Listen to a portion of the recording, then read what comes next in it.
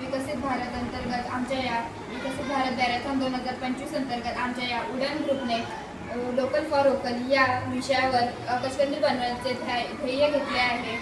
आकाशकंदील हे पर्यावरणात चिनी मातीचे व प्लास्टिकचे असल्यामुळे आपल्या पर्यावरणासाठी खूप धोक्याचे आहे. त्यासाठी आकाशकंदील कागदी बनवण्याचा आमचा हा ध्येय आहे. दिवाळी किंवा तत्सम सणांच्या दिवशी मोठ्या प्रमाणावर आकाशकंदीलला मागणी असते. भारताच्या या वाढत्या लोकसंख्येमुळे अनेक व्यापारी आकाशकंदील बाजारामध्ये हानिकारक असे विकायला घेऊन येतात. यामध्ये चिनी उद्योजकांचा संख्या जास्तीत जास्त आहे.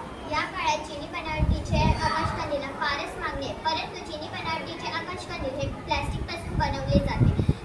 त्यामुळे पर्यावरणाला हानी पोहोचते व हे कंदील बाजारात आल्यामुळे स्थानिक उद्योजकांना संधी मिळत नाही. त्यामुळे पर्यावरणाला मोठ्या प्रमाणावर हानी होते. म्हणून आम्ही सर्वांनी स्थानिक घटक वापरून जसे की पुठ्ठा, कागद, बांबूच्या कांड्या इत्यादी घटक वापरून